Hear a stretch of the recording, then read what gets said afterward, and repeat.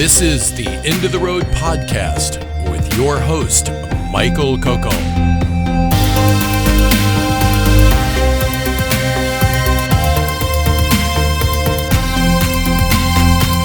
Exploring the horizons we never touch because we're already there.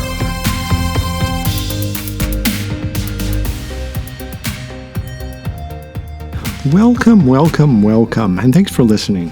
Tonight we're outside of Mora, Minnesota at Woodsong RV Resort. Shout out to Woodsong with Carrie Asby. We're talking all about her wonderful new book called Your Morning Ritual, Mindful Habits for Peace and Resilience. And for me, well, I'm a big fan of rituals of all shapes and sizes. But in a way, they're really not my rituals. The magic really happens for me when the ritual is really not about us at all, but when the ritual is in service of something else.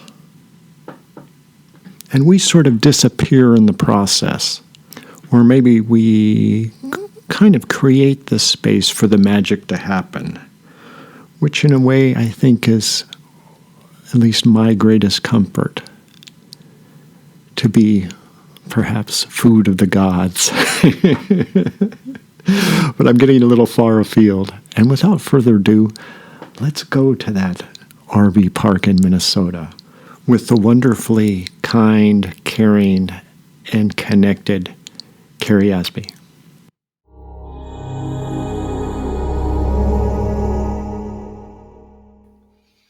Okay, so this is a topic near and dear to my heart, morning rituals. But I think we have to start first with yours because mine are all a little bit batshit crazy.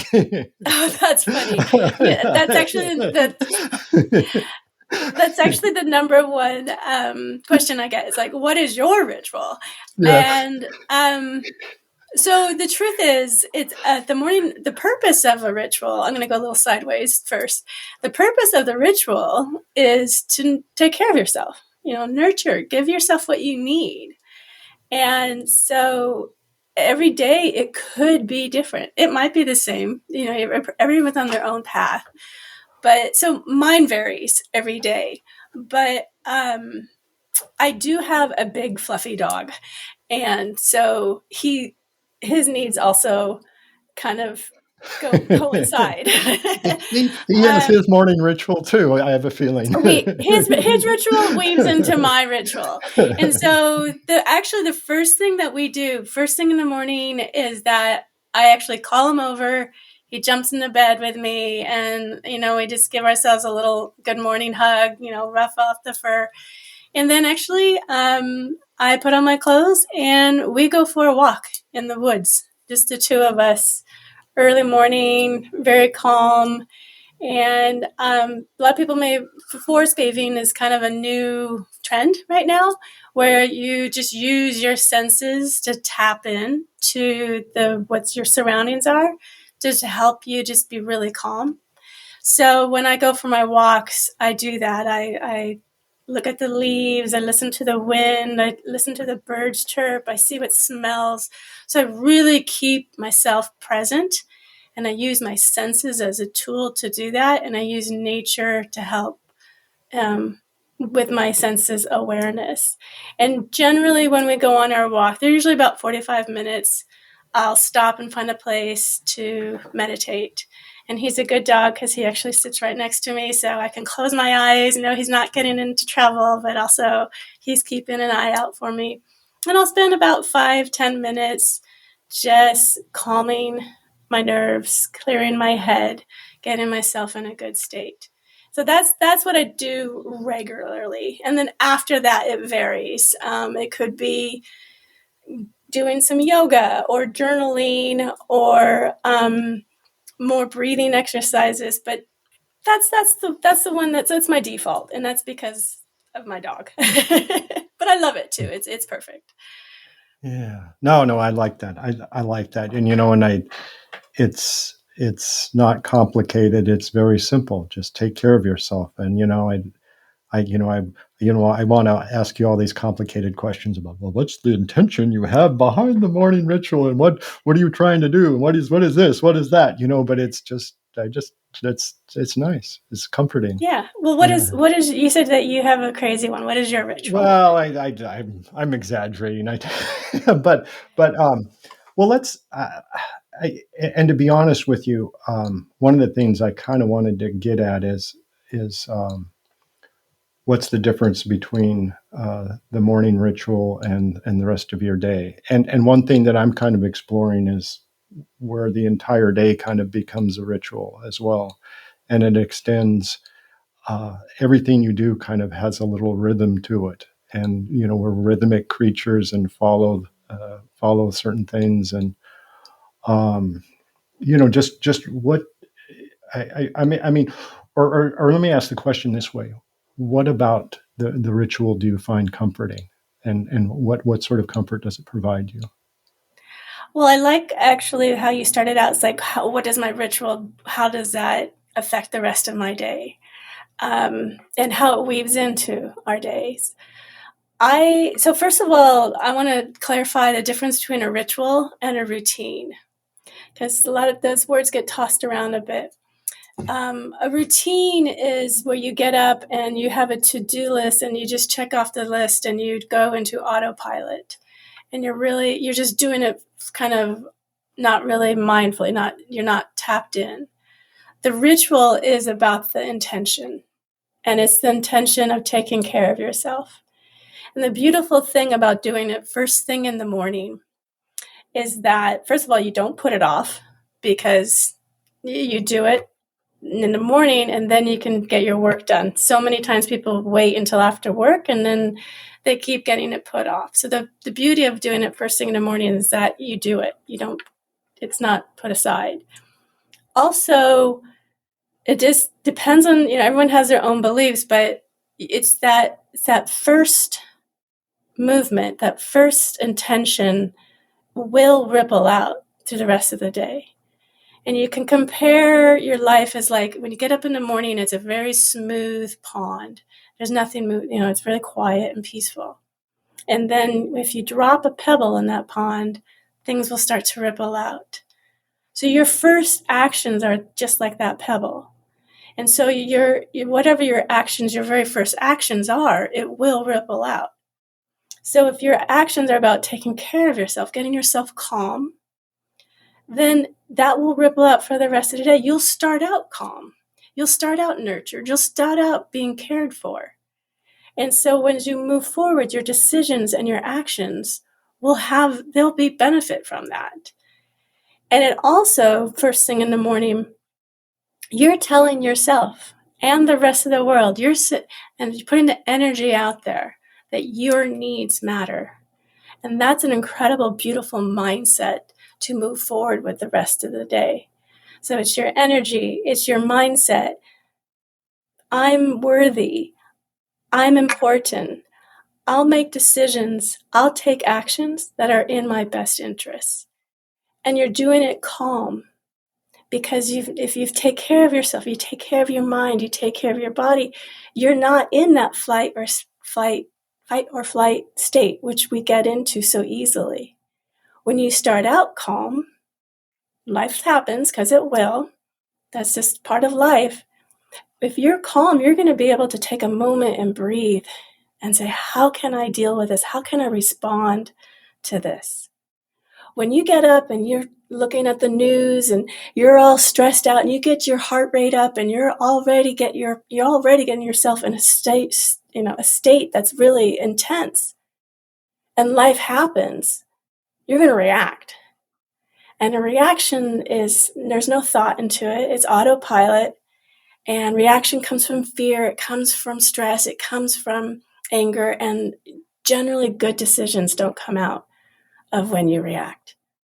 So the morning is so good because it gets you in the right place so that you can navigate forward, taking care of yourself. But also, if you're responding to life, you're making good decisions, the people around it ripples out. They're going to benefit from your state, your state when you're in a good place, because your decisions are going to benefit them as well. So in a way, you're taking care of yourself, but you're also taking care of the people around you. You're taking care of your family, your friends, your community by when you're putting yourself in your best place. Right. I know your book focused on the morning rituals, and the morning, I think, is really a special time of the day.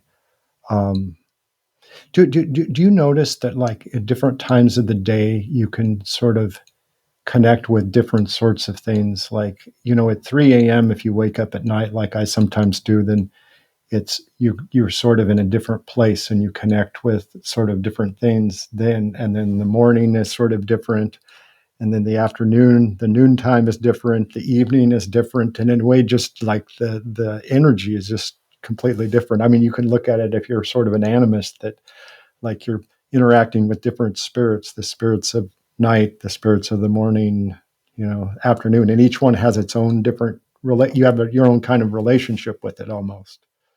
I see that. See, now we might be getting into the batshit part, but that's kind of what I'm. Well, it's not, I don't know much about it, but I believe in it. I mean, I believe that, I know that when there's a full moon and there's not a full moon, there's a different energy. I know, the planets are always changing. We're always moving. Our Earth is rotating and we're rotating around the sun. So of course the energy is going to constantly change because everything around us is constantly changing. For sure. Yeah. And so is it part of the ritual to communicate with or work with that change, to find some sort of relationship with it, depending on what it is? Or, I mean, there's some people that sort of like have this idea that I'm going to exert, this is my little ritual that I'm going to exert on this in order to sort of, control the environment or make the environment uniform or clean or something. And then, there might be other rituals where you're sort of purifying yourself, or like theurgy, to let more, to communicate with sort of divine presences or something. Is that something you're interested in? I mean, I don't mean to go off sort of a deep end here, because I know that you were just taking care of yourself, which I love. but I was just wondering if you had any thoughts on any of that. Well, I think you fit some valid points. Like, some people do need to have that structure. They get up at a certain time, and for them, that's what they need, is to, do a certain thing to create an environment that's supporting. Or someone else might need to get up and meditate or something. Excuse me. It's all about it's the relationship you have with yourself, and tapping in and taking that moment to know, what do I need? It's your inner child or whatever, but what do I need to feel my best today? And so it's more about the relationship you have with yourself. And yes, our environment does affect the way we feel, and then it affects our actions. So creating an environment so that you feel safe and secure could be part of your ritual. But it's more about nurturing you. What do you need to take care of yourself? And no one can tell you that except for you.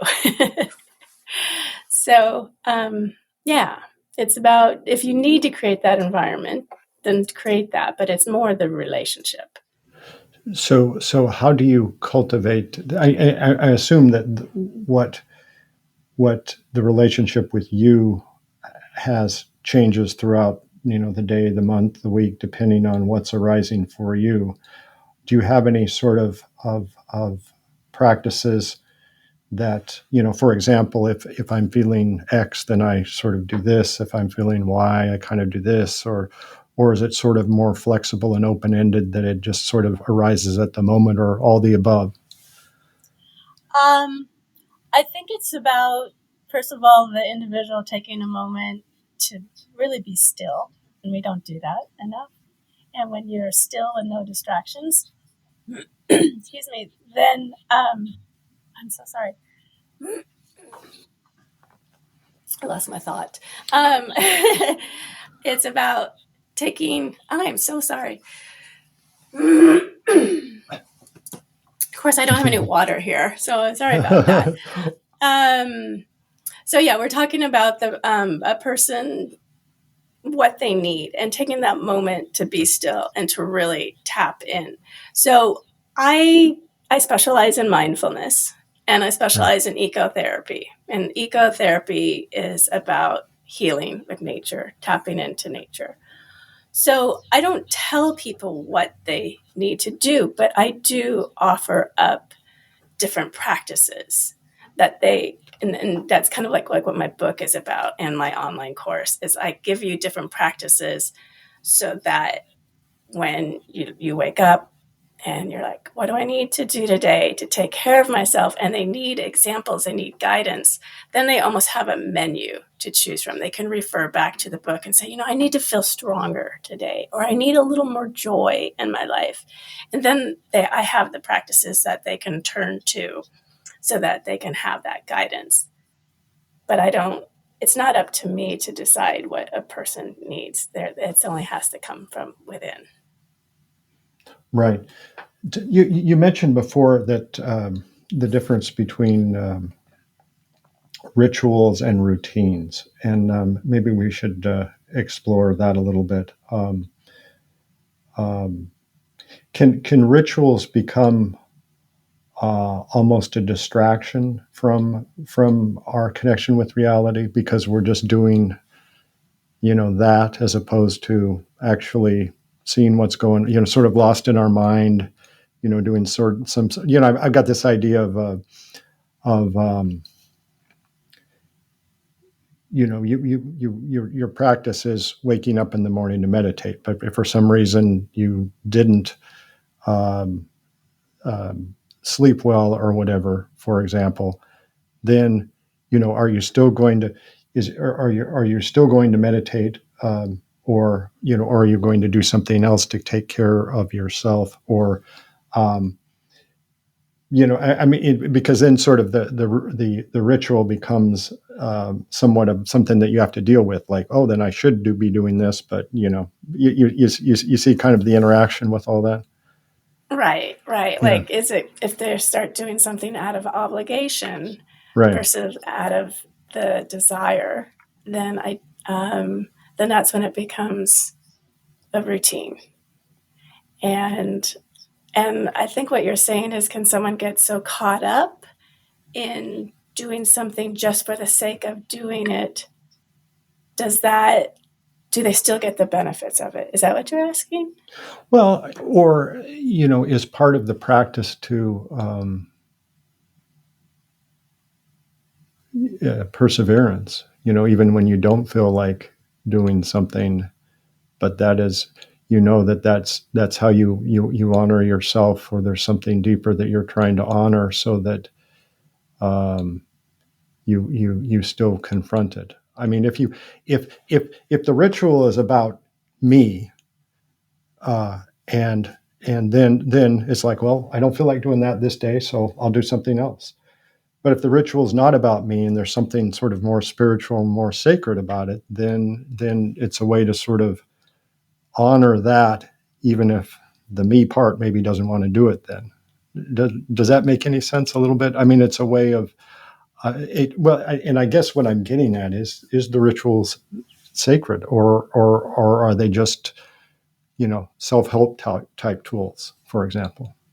I see what you're saying. Yeah. I think it's up to each person. It is a very sacred thing.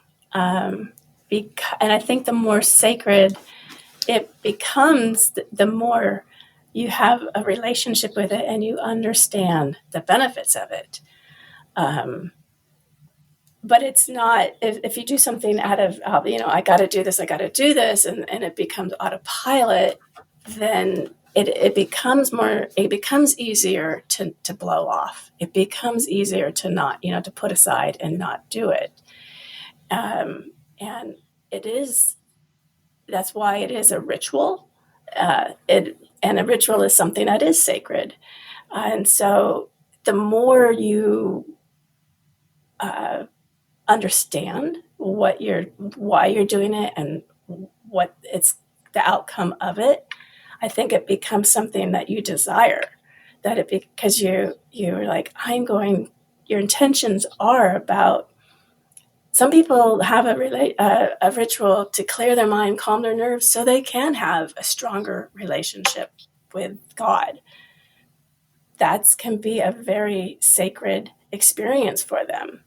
Mm-hmm. And that would, and from my experience, I would encourage that. It's if that's what's going to help them be in their best state and have that purpose in their life, because it's going to help give them clarity. It is going to help give them a sense of stability. So if it becomes a sacred thing to them, that's going to help them stick to it. And it's more about consistency than it is about what you do. It's about doing it every day so that it becomes a pattern. It becomes a habit. It becomes part of you. It becomes something that you do as a desire, because the more you do it, the more it becomes you. So I don't know if I really answered your question. Oh, no, there, no. It is a sacred. It should be sacred. It is a sacred experience. Yeah, and I guess there's part of me that what I was kind of touching on before about our whole life, I think is a ritual in some ways, and maybe that's really like the for me. I mean, obviously, like you said, they're different strokes for different folks. But for me, it's almost like I would have never thought 5 or 10 years ago I'd be talking like this. But it's like the whole life is making this relationship with this this life that we have, this sacredness, this blessed life that we have, this unbelievable gift, and how do we honor that, just like throughout the day, and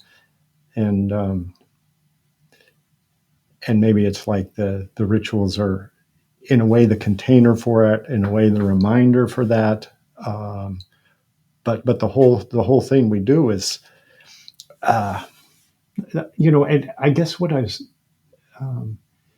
do you find that the rituals for you have like a rhythm, and there's sort of like a safety in a rhythm, like you said? I mean, is that part of what you were talking about, the self-care, that there's a safety in it because we're sort of creating like a cocoon, a structure, a familiar place that we go to every morning that's safe. It's our own little cave, perhaps, or I don't know. I haven't. I have many. It's something I know that like I feel that like this is when I heard that you were offering a book on rituals, I was really interested because I'm really interested in it, but I haven't sort of. I don't think it's quite come to fruition yet for me, but I sort of, I know it's sort of an interesting path for me. Mm-hmm. I actually do refer to a morning ritual as a saying. It's a way to put your love shield on, because it kind of like what I mentioned before, it is about mindfulness. It is about being calm. I mean, we look around you, everyone right now is so stressed and they're so reactionary. But if you are calm, then like I said to you before, you could respond to things. So how do you do that? It's about how you start your day. And so when you put your love shield on, that is going to, it's not going to stop just after you've finished your ritual in the morning. You're going to be able to remind yourself, even continuing out through the rest of the day. You're going to find yourself, the more you take care of yourself, and the more you keep yourself in a good state, you're going to, and I've noticed it, even continuing in my life journey, the more I take care of myself, the more I can not react. And it enhances the quality of my life. Even when I'm driving down the road, let's say, and someone cuts me off, I don't get upset. I understand that maybe they're going through something and it was not on purpose. Or if something happens to me during the day and it's not going my way, I don't explode. And that would have been me 5 years ago. If someone did something that would have messed me up, I would have just exploded. And now if it doesn't go my way, I can just be like, has nothing to do with me. It's where they are. They're on their journey and they're in a space that's not in a good space, and it just happens to be right in front of me. So my quality of life has completely just been enhanced when the more I take care of myself. And so it doesn't just a morning thing. It does ripple out through the rest of my day because I'm in such a beautiful state. And the more I do it, the more calm and at peace I become. And I like it this way. And I mentioned before, I am traveling around the United States in my camper. And there are some days when I have to get up at 5 a.m. and be on the road at 7. And it's like, and I'm trying to hectic and I don't get my ritual in. It happens. I'm human. I'll notice it. I'll notice in the rest of my day that how I'm dealing with life. And that makes me more inspired, more dedicated to like, okay, I've got to get up at 4:30 next time and make sure I take it. But it does ripple out into my entire life and enhances it. And that's the beauty of the self-care in the morning, is it doesn't just stop there. It ripples out and it grows and it gets better and better. Yeah, you mentioned that you're on a camping trip. Do you want to talk about that, or is there sort of a journey you're going on, or a purpose, or is this?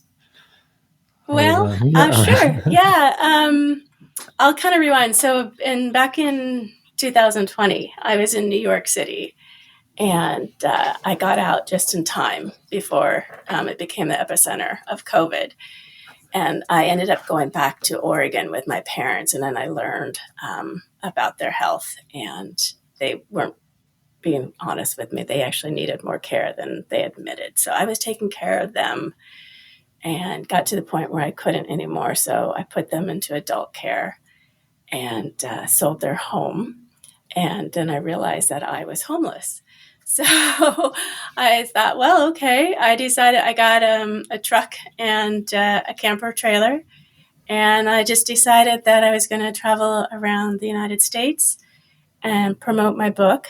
But also I offer up free yoga in parks when I'm visiting a town or an area. So for the last year or so, I've been every week traveling on a Sunday, going to a new location, offering up free yoga in the park, and then also approaching bookstores and having wellness discussions and book signing events. I did that almost I did it for until May of this year, and then got a little tired of traveling. It was an amazing experience. I met so many people and saw so many things, and my personal growth has just been off the chart. But I got a little tired of traveling, so that's when I decided to spend the summer in Minnesota up on a lake, and I got a campsite up here just out of Mora, Minnesota. Spent the summer here, fell in love with Minnesota, and ended up buying some land. So the tour is officially coming to an end. I'm actually going to go back to Oregon and stay with my parents for a little bit, and then sell the camper, and then come back to Minnesota and build my dream home. Oh. So it's been about since I've been on the road, I would say 18 months, and the tour is about to come to an end. Wow, that's cool. That's really cool. It's been amazing. Yeah, it's like we were talking about before. Just is element of ritual sort of like creating a home or finding a home, kind of as well. I mean, is that part of taking care of yourself, to feel like centered and placed in a in a home? Or I think so. I do, yeah. because since 2020, literally, I pulled up from New York and then was in Oregon for a little bit, and I pulled up from Oregon, and then literally about every week, I've been traveling. And so many people say, how can you do it? How can you do it? And yes, it's hard work. I'm not going to sugarcoat it. It's, I have to do planning and preparation. Not everything goes my way. But again, I've been very centered, very balanced, very rooted, even while being a complete transit. And I think it is because I keep myself in a good place. It's because it's how I feel inside here is going to have how I'm going to have my outlook towards the rest of the world. So when I'm balanced, when I'm calm and steady and clear, that's my state. That's my body. That's my mind. That's my thoughts. That's my breath. So that's going to be my outlook in the world. So you can you could literally put me anywhere, and I have been everywhere. The only place I really haven't hit was the East Coast that much, but I've been to almost every state and met every person from every walks of life, and I can sit and talk to them and get along with anyone. Well, you've And even got a video out on talking to strangers. I love that. On your website about, or might be your YouTube channel, talking about talking to strangers. yeah, that Yeah, was yeah. we all have. You just keep politics out of the conversation, and seriously, and you can get along with anybody. Yeah. We are there. That's the most valuable lesson that I've learned on this experience, is how much the same we are, and how much we are just. Some people, humans are awesome. They just, if they're when they misbehave, when they're behaving poorly, it's just a sign of their pain. Yeah. And to the counter of that, if someone's behaving poorly, it's to not be angry, but to have compassion. And when you give someone compassion, it helps them see things differently, and it just we can get along so well if we just had compassion for each other. Right. And it seems like so much of your work is relating not through the thoughts and the mind, but through the body and the senses anyway, that there's a natural sort of affinity through our senses with each other. I think, like you said, if we get politics or mind involved, then it creates separation. But if we can stay in the body and the senses, like you have talked about, then everybody gets along, I think, more peacefully, obviously. What comes from the heart. Yes. Yeah, that's a better way of saying it. Politics is ego. Politics is all ego. It's all illusion. It's all flippant. It's never, stable. But when it comes from when you talk with someone, you have a real authentic connection, heart connection, when you talk about their dreams and, their hopes and their love and everything like that, then you have the connection. It's beautiful. Well, you talked about mindfulness. My favorite koan is, and mind is not Buddha. Exactly. This is kind of another way we're saying this. Yeah. Another thing that I wanted to sort of touch on that was occurring to me, and this is coming from a place of one of my morning rituals is to go to this little forest every morning. So I love it, and it's very, blessed, and I love it, and I wouldn't take it away. But on the other hand, part of me is like,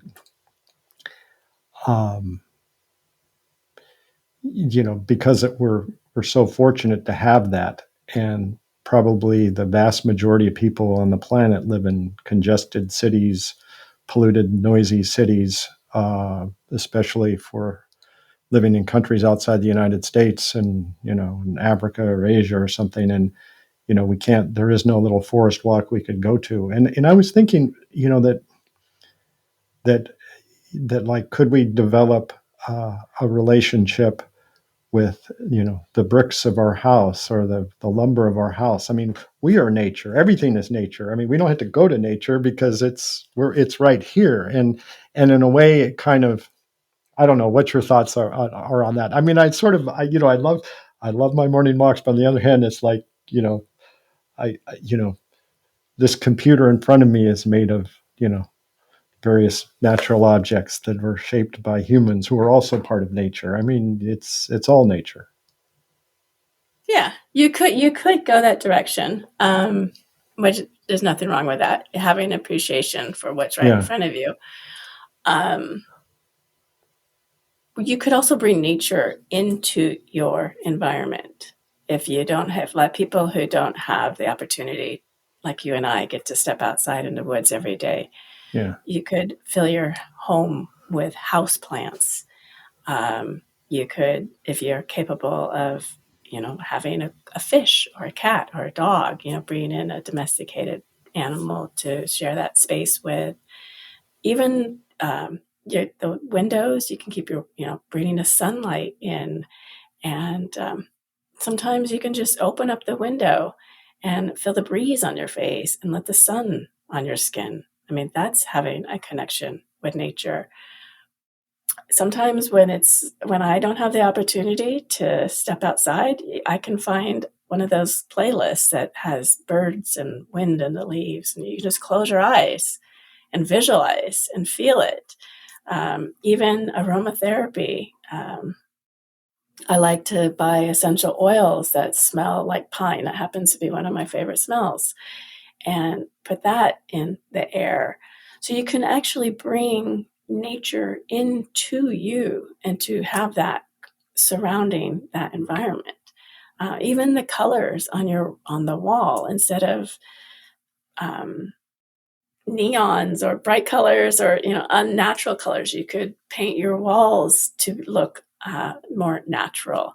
So you don't actually have to step outside. You can actually bring nature into you as well. Yeah, exactly. And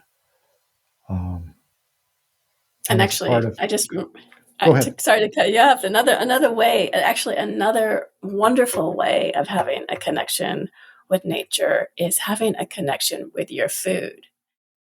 Knowing where your food came from, who grew it, who put it on the counter or on the shelves for you to purchase, or because that's the most intimate relationship we have with nature is food, because we bring that into it, we intake it, and it nurtures us. It gives us what we need to survive.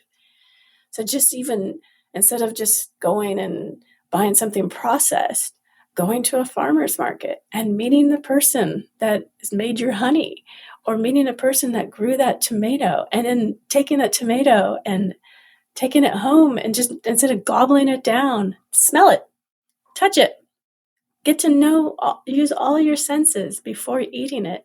That actually deepens your relationship with nature as well. You don't even, it's just, everyone has to eat. So being able to have a stronger relationship where your food came from is also a way to have a connection with nature. Yeah. So what, now that you've, can I say you found a home? Is that? Yeah, you can. Okay. I love it. Is there going to be like a yurt or a tiny house on this land in Minnesota eventually, or? It's so funny. I was going to do a tiny home, but after living in a 23-foot camper trailer for 18 months, I'm done with tiny homes.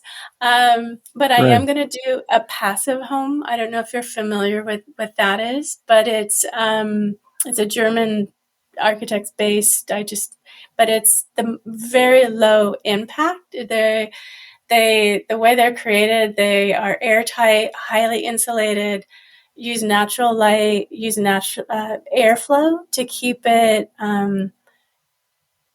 at the same temperature and keep the fresh air.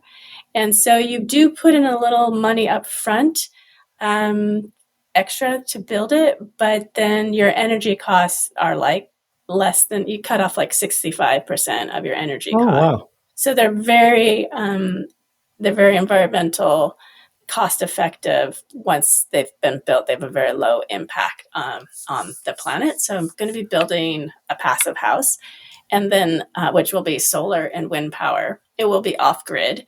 I will have a well, and then and solar power, wind power, and then I do. One of the reasons why I purchased this one item of land, because there's already a space for me to put in a garden. So I will be putting in a regenerative organic garden once I get the home established as well. So it will be pay my respect to the earth and living comfortably, but also as much as harmony with the earth as much as possible. Oh, wonderful, wonderful. So I guess we should talk a little bit, since you've been on a book tour, about the book maybe, and where people can get that, and maybe what I eventually want to get to is, now that there's a home established, what's going to happen at the home in terms of all this activities. Well,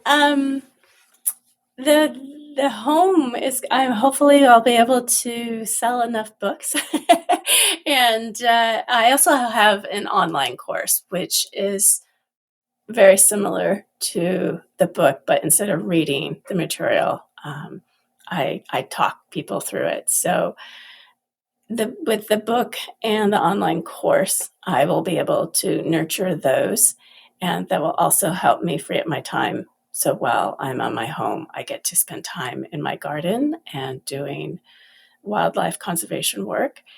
But the book, I talk about why the morning rituals are so important to me, and then I share different ways on how people can nurture their mind and nurture their bodies, getting them in their good state. It's a guide so that people can navigate forward in life with actions of love towards themselves. And then the book does come with 8 videos. It's an online toolkit. So if you buy the book, it comes with the login. So there's 8 videos that actually complement the book. So even if you don't read the book, you can watch the videos. You'll still create some good nurturing habits. And it's available, I know, on Barnes & Noble, but also you can buy it at my website, carrieasby.com. Yeah, wonderful. And it's interesting that I think that do you anticipate that once you sort of stop traveling, that there'll be even more stillness and care, or was that part of the? I mean, I guess in my mind, I'm kind of wondering that, like, there's part of me wants to to go out and do stuff, and then part of me doesn't, and it's almost like to satisfy both and so I'm wondering what it would be like to stay. And especially you that have been traveling so long, if you stop that and instead of, are you envisioning like the roots going down deeper and having connections more with place, or is it, I don't know if you just had any thoughts on what's ahead for you. Yeah, no, that's a great question. Actually, also, I'm glad you brought that up, because I almost forgot to bring this up. I also do retreats where I take people out into the wild, way from any city, any town, and immerse them in these beautiful surroundings so we can practice mindfulness and practice ecotherapy. So those retreats have been put on hold. I did one in, I do one in Wyoming, and then also I have another one in South Africa, which is incredible. But I put them on hold while I've been traveling. So I'll be able to start those back up again now that I kind of been able to pause. But I think it's going to be a little bit of both, because I have, even though I've been so transient I feel like for the last 5 years, I do want a home. I do want to be still. I want to do a place where I can get rooted. But I also know that how my mind works, and I'm so curious to get out and see the world. And I also know that Minnesota winters are really cold. So, Well, if you were in Wyoming, I grew up in Wyoming, so I know. Well, yeah, Wyoming puts Minnesota to shame. I know that, at least where I I was know, at in but Wyoming. there's no mountains in. At least you can go skiing in Wyoming. Yeah. So I do see myself, and people, yeah, I do see myself traveling a little bit. Yeah. Not as much as I have been, but I think that once you've been out and explored the world, and I think that curiosity stays. I don't think that will come to an end, but it won't be as much as I've been doing recently. Yeah. I'd be curious to see like how the rituals change, perhaps. Um, because it's interesting that part of, I think, rituals for me anyway are, slowing things down and, creating a sense of, of more of a connection to the immediate place, not based through the mind, and not, the mind tends to, at least my mind tends to go all over the place. I always joke when I meditate, I just try to stay in the same room I'm at, as a, I'm, because Mm-hmm. literally I'm in the same room, but, my mind is all over the place. So just to stay in the same room. And Present. yeah. Yeah. And so I'm wondering if like the way things work in sort of balance, that if you're in one place, that your rituals will sort of expand out, and you'll do stuff like, I don't know, remote viewing, astral travel, things like that, just because, to balance out the other direction, because now physically you're in one place, but now your mind might want to move. I think I'm you're. just I thinking mean, of what I no, would do. I think you're. I mean, I do. My intuition. I mean, I won't know until actually it comes, but my intuition does tell me that I will be able. I'll have the time to go deeper and to explore more. And I mean, I am someone that I love doing workshops and retreats myself. So I I know I'll be able to dive deeper into those, which will probably take me deeper into a more holistic lifestyle. I know So that. will the workshops be in Minnesota where you're located, or the retreats, or do you know yet? The ones that I'm offering, or the Yeah, ones that yeah. I go to? Yeah. The ones Well, that, when you actually moved to Minnesota, do you envision sort of like opening up a place on your land to do these kind of things, or? I do see myself bringing a retreat to Minnesota. Not my land is not conducive for it. Oh, But okay. there's so many beautiful, obviously there's so many beautiful lakes up here, Oh, and yeah. with cabins, and I see the opportunity for, getting up early and watching a sunrise over a lake, and then doing some yoga and going out for a paddle board or canoe or something like that, and sitting around campfires at night. So I definitely see a mindful ecotherapy retreat coming in Minnesota, coming soon. Um, but where I go for retreats, I tend to follow my teachers who've been in most influence on me, and they like to travel all over. They like to go to Mexico. They like to go to um, India. So I'll follow them wherever they take me. Oh, wonderful, wonderful. So, well, is there anything else you'd like to touch on this wonderful day, or maybe we should have some sort of ritual to close the interview? What Do you would want to that look like? do something? We could do a quick little, what I call a compassion break. And it doesn't necessarily have to be first thing in the morning. This can be something that you can be doing anytime during the day when you just need to shift your energy. Do you want me to walk you through that? Yeah, let's do it. Okay. So the first step is awareness. So maybe you're sitting at your desk or you're driving in the car and you realize you're short of breath, your heart rate's going up. You realize you're in a state that you don't want to be in. So that's step one, is just to be aware without judgment.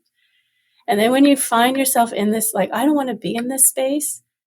So don't do this if you're driving, but but pull over, or when you're done driving, uh, take a moment to put your hand on your heart, If you don't want to put your hand on your heart, you can put your hands on your shoulders. And so this touch right here triggers your nervous system that you're actually safer and you're in protected space. And then to just take a nice big inhale deep and completely slowly exhale through your mouth. Let out a little sigh. And if you want to do one more, two more, you can. So inhale deeply through your nose. And exhale calm and complete through your mouth. And then you get to say something positive to yourself. You can say, it's time to choose compassion, or I'm doing my best and it's amazing, or I want to be in a calm space. But whatever you can do to say to yourself, to encourage yourself to shift your mindset away from something that's in a bad space into a good space. So step 1 is your awareness. Step 2 is touch. Step 3 is your breath. And step 4 is to hold compassion for yourself. And then be aware and notice how that changes your mind, how it changes your body, how it puts you in a better state. Oh, well, thank you. Thank you. Yeah. And I call those compassion breaks. So whenever you're just, I don't want to be here. And you go, okay, I don't want to be here. Touch, breath. I'm going to choose compassion right now. I'm going to choose kindness. And that's a compassion break. Oh. So these would be good when you actually are driving and somebody cuts you off, as you were saying. Yes. Just keep your hand on the wheel. Or keep one hand on the wheel and just touch yourself. And just don't go driving off the road. That would kind of deplete the whole purpose. It's funny because you kind of did you have sort of a background in fashion or something way back when in the day? I did, way back in the day. Yeah, and so I was, for some reason, my mind sometimes goes to weird places. But so I was thinking, what's that? The forest bathing. What's the Japanese word? Shinrin yoku or I knew you were going to bring that up. It's Shinsu yoku, I think. Yeah. So for some reason, I thought that in Minnesota you could do design a forest bathing fashion accessory kit,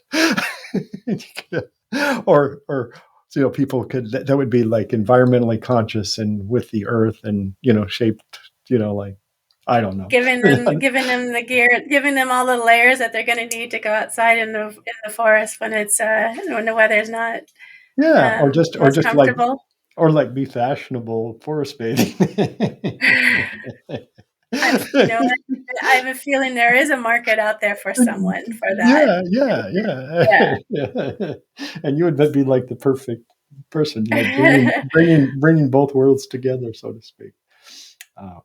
Well, thanks, Carrie. I appreciate the help, and I appreciate the time. And if people want to connect with you and sign up for your online offerings and get the book, is the best place your website?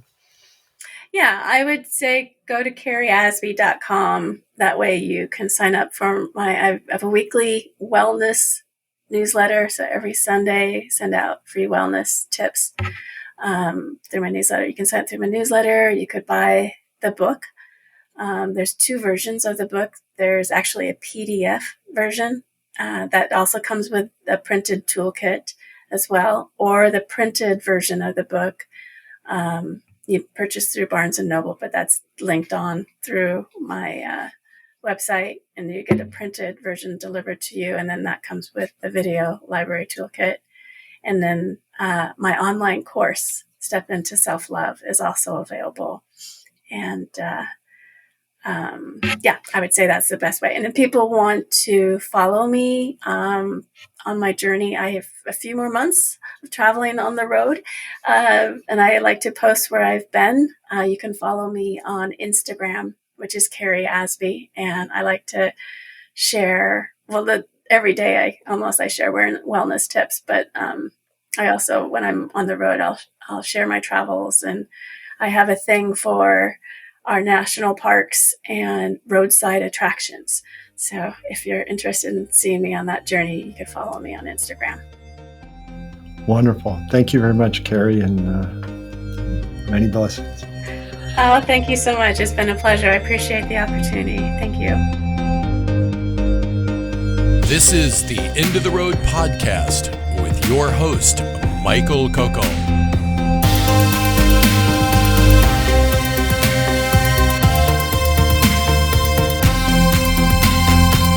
Exploring the horizons we never touch because we're already there.